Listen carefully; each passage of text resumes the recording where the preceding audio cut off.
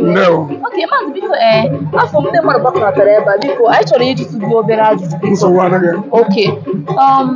Ndị na-ekiri vidio ụmụ ihe anyị na-eme today tata wụ n'ụbọchị a na-akpọ oyi egbugbu. So ka anyị jụọ maazị ajụjụ onwe ihe maazị nwere ike ịkọwara anyị kekwanụ share kwanụ this video comment kwanụ ma like kwanụ okay.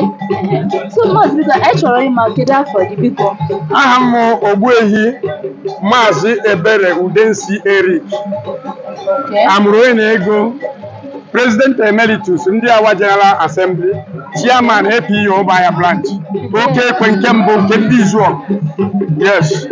Okay. Maazị dara ihe na-eme nkọwa gị. Okay. Yes, ihe na-eme n'ụwa taa wụ 24th day of April 2025. Taa wụ oyi egbugbu. Taa ka a kara ya, taa ka emekwere ya. Mgbe ị na-anya ebe ahụ mgbe ahụ ị ga-afụ mgbe a na-egbu ehi, mgbe a na-atụ mmanya, mgbe a na-aka nzu, mgbe a na-awa ọjị. A na-eme some incantations ịkpọku ndị nna nna nna anyị ha bụkwa na onye hibere obodo a.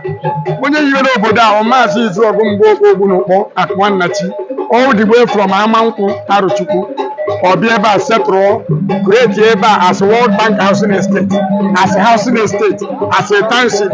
O mechaa anaghachibe nna ya n'Amankwụ, hapụzie ndị ya ụmụ ya. Anyị continue ebe ahụ ka anyị nọ taa. So anyị nọ every April I celebrate Ikeji in respect of him. Akpọpụ ya ebe ọbụla ọ nọ akwere ya ugwu maka na ya nwa na-emekwara ya nna ya. Ya nwa na-emekwara ya nna ya, ụmụnne ya na-emeri ya nna ya na ebe a na-akpọ Amankwụ Arochukwu. So mana Arochukwu na-eme Ikeji every September. Mgbe eji egwu ji egwupụtasị ji ka ha ji celebrate ya. So Izuọgụ bịa ebe a bido mgbe eji akọ ji ya eme ihe. Mgbe ejizi egwu ji ya anakwa ụmụnne ya ga soro ha mee nke be nna ya. Ọ ka Ikeji siri bido. So we celebrate April during farming period, while Arochukwu, our central home, celebrate September during harvesting period. That is Ikeji. Yes, as we are celebrating now, September, some of us will go to Arochukwu and join them there. Okay. Yes, that is our cultural heritage. Okay. Okay. Dari ihe maazị maka nkọwa gị. Okay, maazị na nkọwa gị na o nwere ihe na-abụ ikwugoduru chọọ ka ikiri egodi ma ndị na-ekiri vidio. Okay, maazị ya bụ na Arochukwu Abia State na Aro ndị Izuọgụ nwere common thing. Yes. Ị gara na Arochukwu Abia State, e nwere so many communities or towns that made Arochukwu. Otu anyị bịa na ndị Izuọgụ taa, e nwere about 21 towns.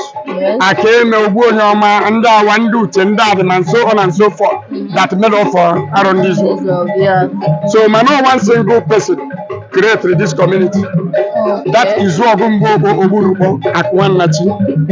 Ofu nne ji ya na Njọkụ, ofu nne ji ya na Imoko. Ndị a na-akpọ ndị Imoko taa is a single person.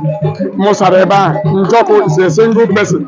So mgbe ọ bịara obodo a kpara ego through cocoa, palm oil, palm kernel, oil ji create all these communities. Now you go back to Arochukwu, kpọrọ ụmụnne ndị tọrọ ya ma ndị ọ tọrọ kpọpụta ya ka ha soro ya bịa ribe ihe dị n'obodo a na ego dị n'obodo a. So April ha eme Ikeji, respect their father before they go into farm. Then September they will now go to Arochukwu to celebrate with their brothers.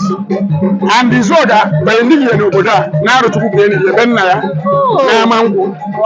So otu a ka esi na-eme generation to generation to wee ruo anyị n'aka anyị na-emekwa ya. And ebe a ka a na-aka Ikeji, ebe a ka a na-eme Ikeji. Enwere gbasazie no other parents na-eme Ikeji na ndị Izuọgụ. Ndị ọbụla na-egbu iri nna ha, like mụnwa from Uche onye Kindred egbu igwere m nna m egwu this morning before bịara ebe a. Nke azi anyị bịara ume egbu ahụ nke nna anyị Izuọgụ. Then ọzọ dị ka ibi ebu dịka ihe ejo Arochukwu na Abia.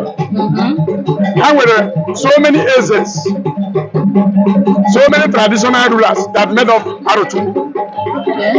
Then when you go to Arochukwu, e nwere eze dị iche iche.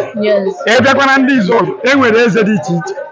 E nwere eze Awa Izuọgụ, eze Akeme, eze ndị Aniche, eze ndị Ogbu Onyeọma, Alụ Amụlụ, Arụ Ụmụduru, and so on and so forth. then ebe aka na-eze ndị anyị ihe na-achị ndị Izuọgụ taa ahụ 11 traditional rulers and 11 traditional rulers and their headquarters is here. Okay. Ihe eme Izuọgụ si ebe a na Okay. ebe a ka e nyere ya autonomous. Uche Izuọgụ 1982 ebe a ka e nyere ya autonomous after Justice Orjiako Commission of Inquiry. Okay. 1982 a grant ya Uche autonomous ona. Then 1996 e nyere ndị ihe eme autonomous ha na nwe eze. Then from ndị ihe eme ogbu onye ọma ha nwe eze, aka eme nwe eze, akụ nwata ha nwe eze, akụ nwata ihe eme n'ọtọ akụ nwata niile. Mana eze niile ahụ isi obi ha bụ ebe a ka ha siri pụọ. Ebe a ka ha siri pụọ ma onye kwere na ma onye ekweghị. This is their headquarters. Maka na eze nke anyị o jiri dị iche wụrụ eze arọ ndị Izuọgụ general na ọ nọ n'oche Maazị Izuọgụ. O nweghị eze ọzọ na ndị Izuọgụ nọ n'oche Maazị Izuọgụ karịa His Royal Majesty Eze Oliver Mbadiwedike the third, 10th monarch of arọ ndị Izuọgụ Royal Dynasty. Ọ ihe nyere ya that name. Oche ọ nọ na ya ma mkpa o ji taa ahụ mpụ nke nna anyị Izuọgụ. O nweghị eze ọzọ nwere ya na ndị Izuọgụ. Oke Maazị isi n'oge Maazị Izuọgụ nwụrụ n'ehihie ya n'obodo a, biko nwere ike ịkọwatara anyị kedu ebe e nyere ya ka anyị maragodo. Maazị Izuọgụ mgbe o merela okenye ọ naghachiri be nna ya dịka ndị okenye mgbe ha si eme jee biri be nna ya. Ebe ahụ kwere ka o sitere nara, mana mgbe ọ nwụrụ enyi ya n'ebe nna ya ama nkwụ grave ya dị today ejegbo nwụ na ama nkwụ. Then nwa ya nwoke dịka o siri kee unu maka onye ọha ndịrị over authority as far as arọ ndị Izuọgụ is concerned bụ ndị awa ka o kere ekpe to be in charge of everything cultural activities otherwise as far as ndị Izuọgụ concerned. So awa have to come and learn chivakwa otu nna ya siri chi na control kwa other things. Then after awa mekwara okenye naghachikwa arọ nwụọkwa eliekwa ya by the side of his father. Then nwa nke ya bụ Okoronkwo awa sikwa Arochukwu bịa continue kwa ebe awa kwụsịrị. After Okoronkwo awa Oti Okoronkwo came. After Oti Okoronkwo Dikot came in. Dikot bụ onye mụtara His Royal Majesty Eze John Anyabudike our late Eze Ọhamma. Then sọọsọ ya n'ime ndị a niile from Izuọgụ sọọsọ Dikot bụ onye nara Arochukwu bụrụ oche nna ya bụrụ mkpa ya bụrụ everything nọtabilizie n'obodo a. Sọọsọ ya bụ onye nwụrụ n'obodo enye ya n'obodo a. Iruo n'azụ ebe na ị ga-afụ the grave. After now we go and show you. Sọọsọ ya from Izuọgụ ihe niile ọ mụrụ ma nwoke ma nwaanyị sọọsọ Dikot nna John Dike mụtara Oliver Dike ka e niri na ndị Izuọgụ na-ekwe the grave ebe niile. Emechakwa unu ga-eje hụ ya of 18 something.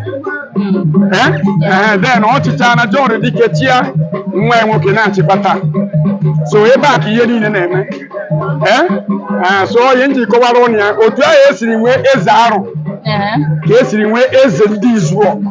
Ị nwere ike ịkpọ eze jezie Izuọgụ, eze Akaeme, eze whatever. Mana when you say eze ndị Izuọgụ, you are talking of Isiobi Izuọgụ being Oliver Mbadiwedike the third, no other. We will meet at Produce Square. N'ihu be na ụmụụka agha. That is Produce afọ ndị awa. Tomorrow afọ anyị azụọ ndị mmọnwụ ga-apụsi echi ma Old Mosque Square ma New Mosque Square.